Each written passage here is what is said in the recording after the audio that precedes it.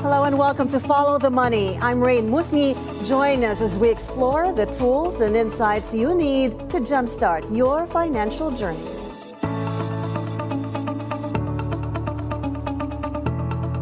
The Philippine banana industry, once a global leader, is currently facing significant challenges that threaten its market position and economic viability. Factors such as increased competition from neighboring countries and unfavorable trade agreements have contributed to a decline in production and export rankings. In response, industry stakeholders are advocating for legislative measures and enhanced support to revitalize this crucial sector. Joining us today on Follow the Money is Mr. Stephen Antig, Executive Director of the Filipino Banana Growers and Exporters Association, or PBGEA, to discuss these pressing issues and potential solutions. Stephen, welcome to Follow the Money, and thank you so much for joining us. Thank you for inviting me. Yeah, we appreciate you being here. Of course, the Philippine banana industry has fallen to the fourth position globally, with Colombia overtaking us. What are the primary factors contributing to this decline, and how is PBGEA addressing them?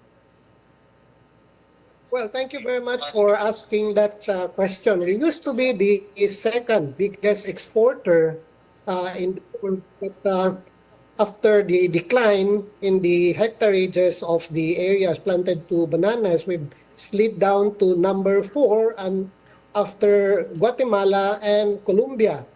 Now, to address these pressing issues, we're planning to expand the hectareage planted to bananas, but we have some stumbling blocks, like for instance, the agrarian reform that was implemented by the government. Unless this is amended to increase the limit, we will not be able to address this problem, and there will be a continuous decline in our production. This continuous decline in production, is Fusarium wilt affecting production? It's said to have affected approximately 17,000 hectares of banana plantations in the Philippines. Are there measures that are being implemented to combat the disease, and how effective have they been? Well, so far, the only option available to the producers is to continue rehabilitating the areas affected by this Fusarium wilt, considering that we're having difficulty in replacing the areas already affected. The best that we can do is to live with it, just like how we were able to adjust ourselves with COVID. No? After so many years or quite some time, we have been able to address or mitigate the continuing spread of Fusarium wilt by doing some rehabilitation of areas affected. So far, that's the only thing we can do until such time that we will be able to identify varieties that are resistant to this fungus. But is it the main reason that production has declined? Well, of course, there's also climate change. Now it's getting more difficult to predict the weather pattern, unlike in the past when we know when is the dry season and when is the wet season. With climate change, it's very difficult. Would you be able to share some numbers with us? What exactly, how much are we producing? Are we producing to the maximum of our capacity?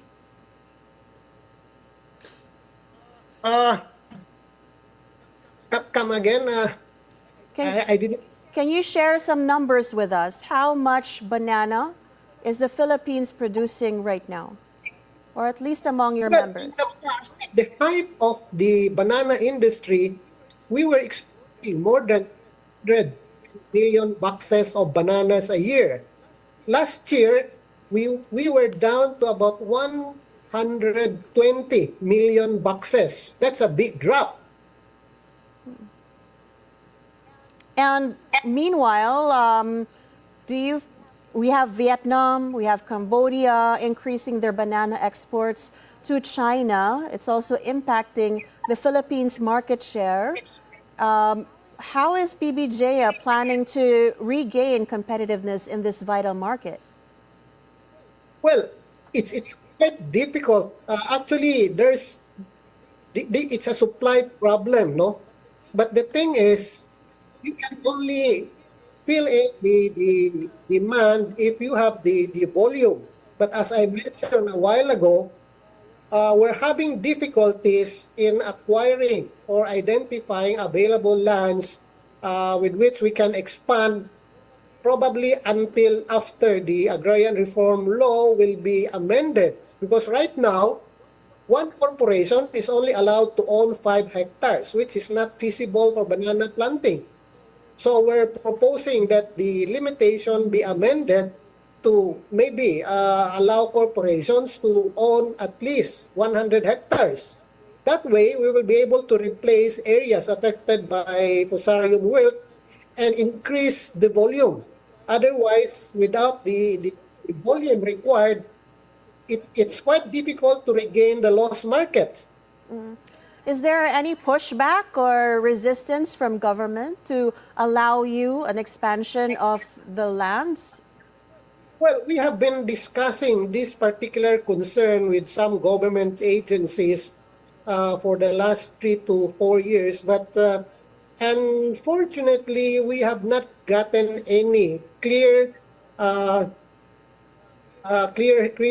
clear response to our advocacy or to our requests. Why did they mention why? Yes, I guess it will take a very strong push for the industry, and with the help of other government agencies, we might be able to get the message across. Because this is a very important industry, most especially in the Philippines, not only in Mindanao. Because so far we have provided a lot of employment and we have generated a sizable amount of revenue for the government. Can you share with us those revenue numbers? Yes. Well, at the height of the banana industry, we contributed 1.9 billion US dollars. But it's sad to say that as of last year, this went down to about 1.1 billion US dollars. So if, for example, PBGEA and its stakeholders were able to expand land holdings the way they wanted to, what is the potential for banana production in the Philippines? Well, the industry is more than 50 years old, so you can say that in a way, we have perfected the art of growing bananas. But unfortunately, because of the limitations and other constraints, we cannot expand and we cannot produce the required market volume. And that's the reason why we're losing a lot of our markets, not only in Japan, but more so in China and even Korea. So, for example, you'll have to kind of indulge me here. How long would it take to grow bananas? Suppose that you were able to get the land, secure the land that you needed. How long would it take to grow a banana tree and produce as much as we needed? Well, in 9 months, you should be able to produce or to start harvesting. So, with modern technology, it's not far-fetched that we can develop at the rate of maybe 50 to even 100 hectares a month. So apart from, let's say, supply being down, what are the other factors in exporting bananas that would have to be smoothened out so that we can reclaim our stature in the export of bananas around the world? I imagine that the Philippines, would have more advantage over, other countries like Colombia. It's too far from China, Korea, and Japan. Well, as I mentioned, that aside from the availability of lands, we're now trying to identify varieties that are resistant to pests and diseases. Okay? And in this connection, we definitely need a very good or a world-class research facility, which we are also requesting the government to help us establish. Now, it's a good thing that the present leadership of the Department of Agriculture is very supportive to our cause. And in fact, we're now in the process of drafting a banana revitalization program with the Department of Agriculture. That's good to hear. And when may we expect the final document on that? And how soon could it be actually implemented? Well, as of this afternoon, I received a draft of the Memorandum of Agreement from the Department of Agriculture, and hopefully, given the April 8th deadline for us to submit our comments, I'm hoping that the revitalization program will start or will be implemented before the end of the second quarter. All right, that's pretty fast work. I mean, maybe at the end of the year, we could actually prop up already our production as well as exports. Now, you mentioned research and development. The Department of Agriculture is conducting field trials for Panama disease resistant banana varieties across various provinces. How is PBGEA collaborating with government on this?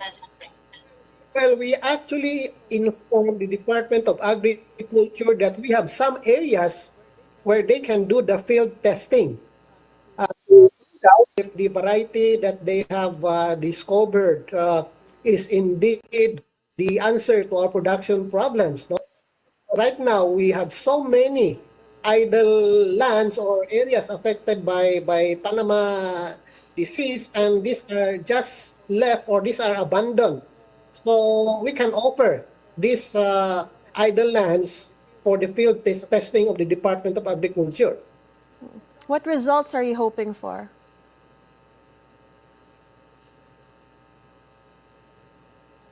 Stephen? What kind of results will you be hoping for when it comes to the testing of the Panama disease resistant banana varieties? Well, it's anybody's guess, no? Because just like any new product, we have to find out if indeed this is the cure or this is the solution. Now, aside from that, after we develop or after we have successfully tested this new variety, there's still a question of market acceptability. Whether this new product or this new variety will be acceptable to our markets, because it's possible that this new variety will have a different taste, a different texture, and a different appearance. And considering that Japan is our #1 market, we have to be very, very careful, because as we all know, the Japanese eat with their eyes. It should be something that's, I would say, as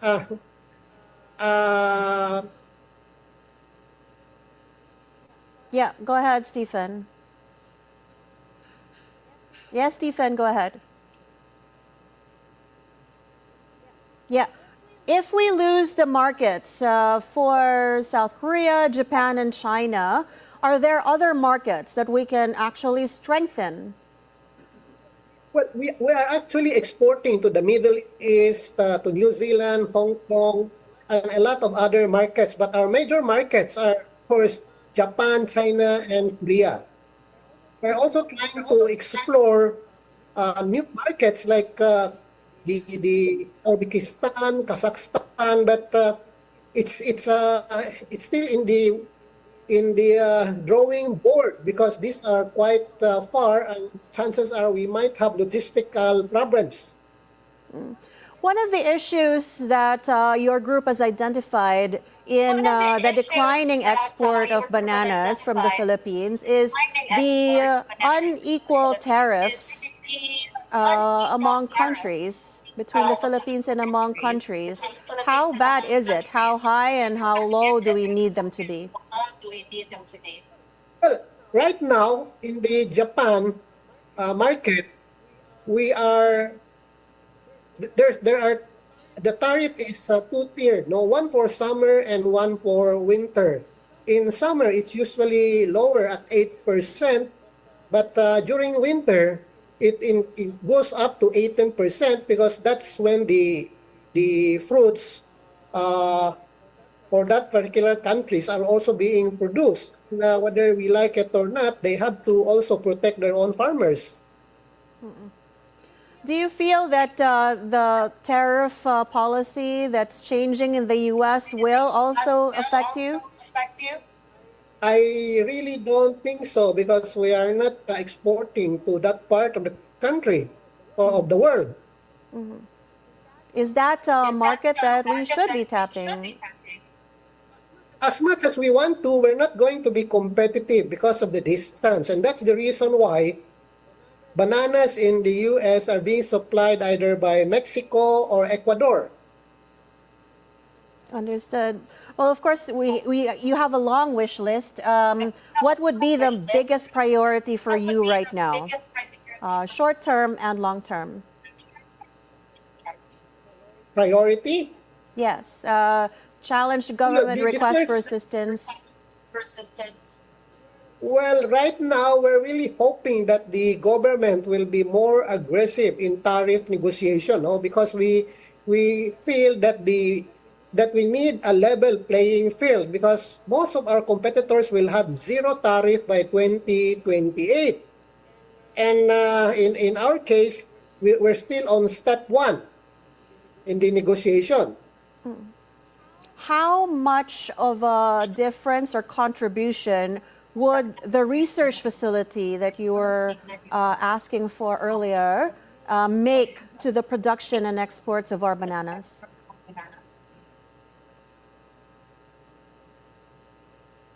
Would the research facility make a big contribution to production and exports of bananas? Well, definitely, because we're hoping that once tariff will be reduced or eliminated, the importers would be willing to buy our bananas at a much higher price, which will redound to the benefit of the large and small scale farmers, because as you well know, the Philippine banana industry is not composed only of big corporations, but also of small growers who account for about 50% of the total volume being produced. That's a very good point. The pricing of our bananas, is it also making us less competitive? Perhaps the pricing is also higher than those of our competitors, Vietnam and Thailand. Yes, actually that's one of the reasons why we're losing our competitiveness in the world banana market, because our selling price is among the highest. And that is because of several factors. Among this is the regulated minimum or legislated minimum wage. I believe we're the only country among the banana producing countries that are still legislating the wages of the laborers. And recently we again have another 6% increase in the minimum wage, and this will drive further the production costs. In our recent meeting with some importers in Japan, that was one of the factors that they mentioned why we're losing some of the market share in Japan. According to them, our quality is very good, but the selling price is just quite high as compared to Vietnam, even Ecuador. Understood. Well, the onus seems to be really on the part of government working together with the stakeholders of the banana growers and exporters of the Philippines. Thank you so much, Mr. Stephen Antig, Executive Director of PBGEA, for sharing your insights on the challenges and initiatives within the Philippine banana industry. Thank you so much. We appreciate you. Thank you and good afternoon. You too. And that is it for today's edition of Follow the Money. I'm Raine Musñgi. Thank you so much for watching. Keep it here on BNC, the Bilyonaryo News Channel, always on top.